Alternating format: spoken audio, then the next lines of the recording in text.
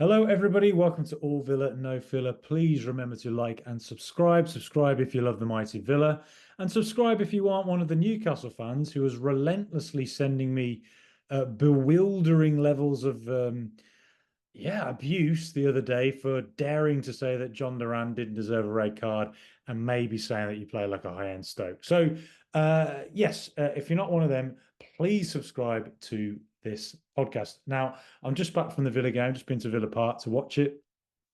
Um, the noise I've just made probably sums up my thinking on Villa this season. And I almost need to listen to you here, whoever's watching, whoever's listening. What do you think about the general vibe of Villa this season? Because I cannot work it out. And I think that tonight, what I would compare the Brighton game to would be the last game I went to at Villa Park, which was Bournemouth. Now, in the Bournemouth game, Villa were excellent until we took the lead in about the 75th minute. And from there, we seemed to lose control of the game. The subs didn't work and just lost all impetus and control, right? It was like the confidence that was within us seeped out of our bodies, and we were, asking for Bournemouth to equalise, which they did in the 95th minute with the last header of the game. With Brighton, it was like Villa went one down through an absolutely ridiculously simple long ball forward, similar to the Fulham goal we conceded earlier this season when long ball forward from Fulham, Jimenez outmuscles Pau Torres and goal. We all season long, Aston Villa have had this terrible habit of conceding really, really weak goals. Now, today, comparing it to the Bournemouth game, it was like, all right, Villa went one down. I thought we reacted pretty well to it. I think Villa were the dominant team by and large. I think the first 15, 20 minutes, Bournemouth, I keep saying the two Bs now, Brighton, it was 50-50. I think Brighton had their own moments where, they could have even stretched their lead, and Ciso made a good save out of Emi Martinez. Really good save, actually. But I think if you're watching it sort of as even as a neutral, I think you'd fairly say that Villa were the more dominant team. I think we on the ball, kind of similar to the Bournemouth game, really, really good between the lines. We worked really nice triangles, and for long periods of the game, we looked like an absolutely excellent football team. We just do. There's so many games where Villa continuously look like we did in the first year of Unai Emery, where we just looked brilliant, absolutely fantastic on the ball. And you could feel the pressure Villa were putting on that a goal was surely going to come at some point, and it did through a penalty. I think would you argue it was soft? Yes. The tackle before it, actually, from where I was sitting in the Trinity Road, looked more like a penalty than what actually ended up being a penalty on Morgan Rogers. But in the end, he has connected with Rogers' foot, so you can see how it's given. I think if you're a Brighton fan, you'd be frustrated with that, which is fair enough. It is what it is. But look, Ollie Watkins, fair enough, he stepped up and he took it. And I thought tonight, Ollie Watkins, if you watched him in the stadium, I thought he was actually really, really up for it. He was running constantly. He was battling. He was backing into Van Hecker, particularly the Brighton defender. He made a real nightmare for the Brighton defence. I thought, by and large, he was actually really pretty excellent. The only two moments that he had that were not particularly excellent, he got his goal and an assist. The only two moments that didn't work for him was one where he was put through, I think, by Rogers, maybe, and he's bearing down on goal. It's at a bit of a tight angle, so maybe he's thinking in his head, maybe I should pull it back if someone's there for me. But he hesitates, and this is something he's been doing quite a bit recently. He did it against Crystal Palace quite a bit, if you remember. Southampton, that was a good example, actually. Southampton was the game where he really did this. Whereas it's just the Watkins of last season just snaps, hits it, and it goes across the keeper and probably goes in. or forces a save at least, and who knows, it deflects out and someone follows up and scores. But takes his time, gets tackled. And then the other moment was the pretty much last kick of the game. Corner kick comes in, lands at his feet. And again, the angle I'm at watching him, okay, it's a snapshot, so it's not an easy finish, but a player of his quality at their absolute maximum confidence, you back Watkins to take that chance, doesn't take it. So I think you saw, the excellence of Ollie Watkins tonight. I generally thought overall he was actually pretty excellent for Villa tonight, but it was just those two moments where he thought this is what he needs to just get out of his system at the moment, because he is. There's just those moments of hesitation that is not what we're used to with Watkins, and if you can just get that out his game and get back to just the full on confidence rather than 99% excellent to getting back to 100% excellent, then great. That's just something I observed tonight. And again, I think with Leon Bailey as well. Leon Bailey obviously was so fantastic last season. Tonight, I thought there were lots of really good moments from Leon Bailey, but there were also moments where he turned inside on his left. And last season, I think he would have taken it and it would have gone in, or he'd found a player and it would have been an assist for a goal. Today, it was like he'd cut inside and just hit a Brighton defender, or he'd, just the ball get nicked off him right at the last. And again, those are things that weren't happening last season for him. But again, I thought it was a more positive display than we've seen in more recent times from Bailey. Although that said, I think that, before his injury, I think it was at Chelsea maybe, against Crystal Palace, for instance, I think there were more signs in the second half of that game that it was getting back to the Bailey of last season. And I think tonight there were more signs again against Brentford as well, where you think, okay, he's slowly coming together for him. But we sort of need it to happen now. Really, we need all the players to kick on now. It's just it's a lot to ask of them, but it's what we need. And so, like I said, I think again, I compare it to the Bournemouth game because I think Brighton tonight, Villa looked absolutely excellent, and then we took the lead, went 2-1 up so early in the second half. I think again, Villa were largely dominant for most of the second half. I think after his goal, Rodgers kind of disappeared. I sort of can't really remember much that he did. He did one or two things, that pass to Watkins I mentioned before, but he wasn't as involved as he had been before his goal. But I think it was almost like Villa, again, were not capable of quite being intricate enough in the final third to create a chance that will lead to the third goal. I feel like I felt that a lot this season. We've been really dominant, but there's something not quite clicking in the final third in the way it did last season. And on top of that, we're conceding stupid goals all the time. The first goal, and that's the problem. That is what it is this season with Villa. We concede terrible goals early on in games, just long balls forward or goals where we fall asleep for a moment in the first 15, 20 minutes.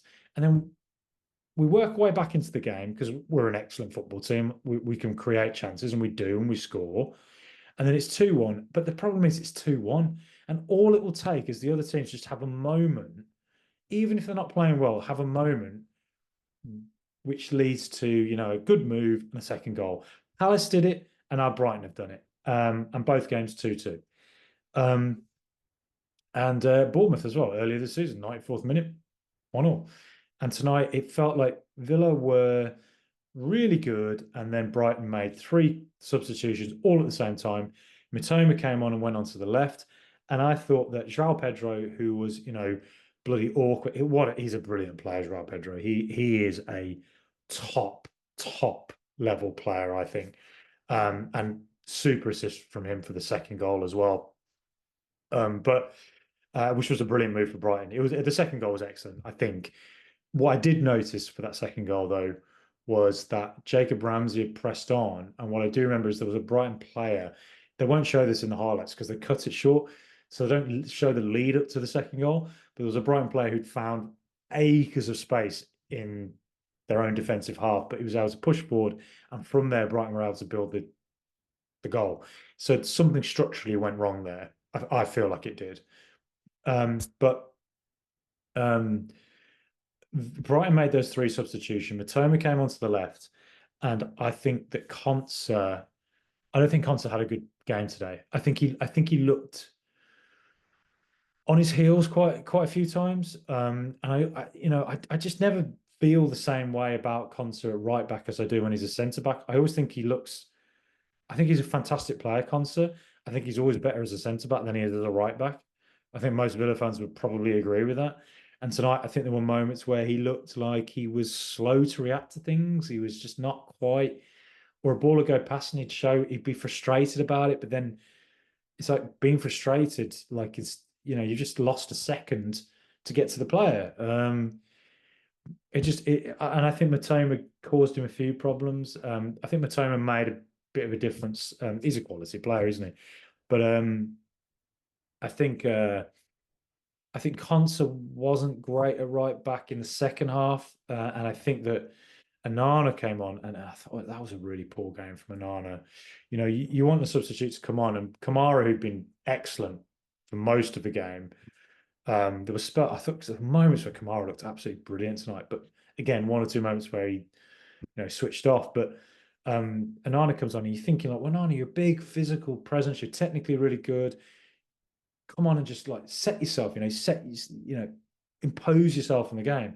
And he just looked half asleep. He was a second behind reacting to headers. He's behind his first touch, simple throw into him, and he loses the ball. And again, I think that just kind of sums Villa up a little bit this season.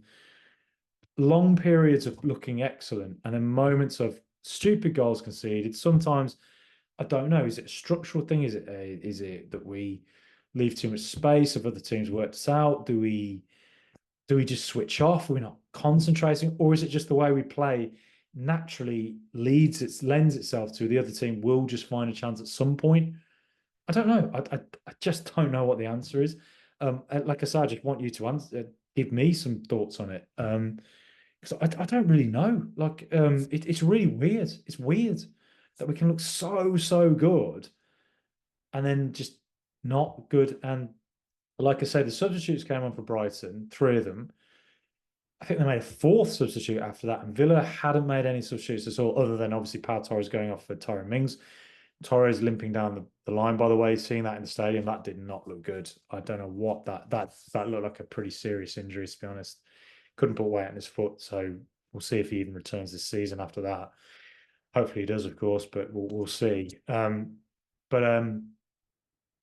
yeah, it was like once the subs came on, Villa, from about the 74th minute, I was starting to think Villa were looking a little bit leggy, and I thought we needed to make substitutions instantly.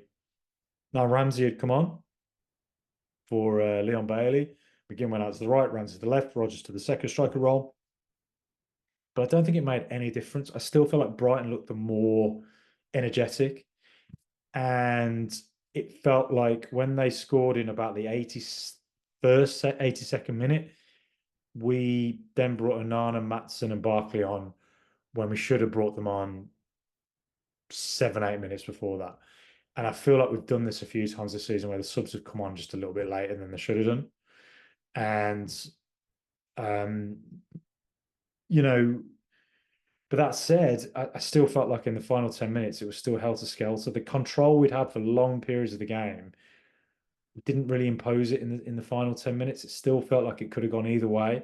And that's been the case with Villa too often this season, and probably why our results look the way they do. There's been lots of 2-2s or 3-2s or 3-1s, or and we concede every single game seemingly. We always concede goals, always. And fundamentally, that is why we probably are not going to get Champions League football again this season, because we always concede goals. And Newcastle now have come back. They're on that. They look like they're building themselves for a good run. They don't have the European football, so you have to think Newcastle are probably going to get top 5 this season. I mean, look, the league is weird. If we go and beat Leicester in a few days' time, again, we look like we're in a great spot, but we're just dropping too many easy points in games where we should be getting, maximum points. And last season would have done.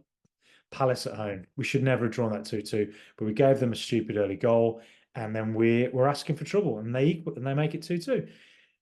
Bournemouth, we lose control. We're well on top. We score, and then we seem to just lose our heads. Villa, Brighton today, again, we take a lead, we go one down, we seem to just be all over them.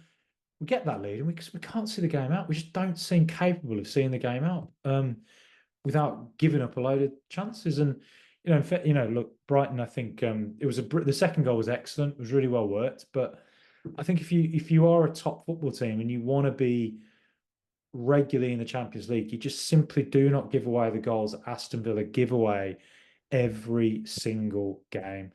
And that ultimately is probably what's going to cost us if it getting top 5 this season and another Champions League place, because we're getting to a period of the season now where it feels like teams are getting away from us. And look, I mean, European football will be brilliant again this season, whether it's Europa League, Conference League, whatever. Keep that going, but and you have to take into account it's our first ever experience of playing the intensity of the Champions League as well as the intensity of the Premier League. That in itself is a whole new thing for Villa, but it just feels like the kind of control we had in games last season, and in Unai Emery's first calendar year in particular, it feels like we're just not capable of doing that at the moment. And I'm not quite sure what it is. You could come up with theories for it. I think tonight you look at, like, particularly Onana when he came on, you look at Concert at times at right back tonight, the concentration levels didn't seem to be quite right. But then, that it can't simply just be that, so I don't know. It's weird. It's almost like, when Villa were terrible, it was really obvious. It was really easy to explain what's going wrong. When Villa were brilliant, as we were for long periods under Unai Emery, it was really easy to sum up kind of what it was we were doing right. But you look at Villa now, and you're just like, I can't quite work this one out, because we look so good for long periods, but then we just seem to lose control and not be able to cope sometimes when the opposition just goes for it. And I've said, all calendar year I've said this, and today I think it was that our substitutes came on a little bit later than they should have done. But that said, when the subs came on, I still don't think we quite gained control of the game. Against Bournemouth, brilliant for 75, took the lead, and then lost our heads completely. Just could not control the game.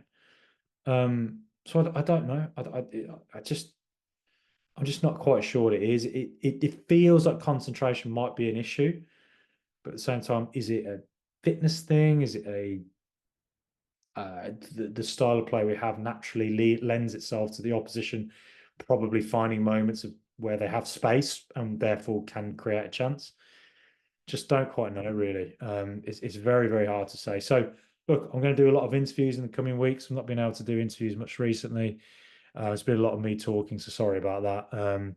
But yeah, talk to a few people, get different ideas about what might be going on at Villa. Whether we can find that consistency now going into 2025 and towards the end of the season, where we can get that consistency to really push again for the top 5 or top 7, top 8, whatever it is. And also, get your opinion as well. Just get your thoughts on it, because look, you don't single players out, because I generally don't think it is you can single players out. I think it's it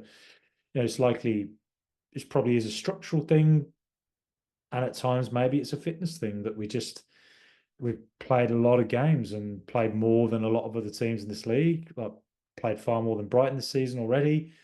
Played at a more intense level than Brighton so far this season, and maybe that just does make a difference. And it's something that we as a club are just adapting to, and it's early days for us in our European experience, and in the years to come, hopefully that's something we get more and more used to. But no, weird. Yeah, let me know what you think. Frustrating draw. One of them we had to win again. We should have won, really, but fair play to Brighton. You can't really complain with that second goal. I thought it brilliantly worked. And Joao Pedro is a special player, and Mitoma really, I think, made a big impact on the game when he came on in the second half. So fair play to them. It is what it is. Let me know what you think. Up the mighty Villa.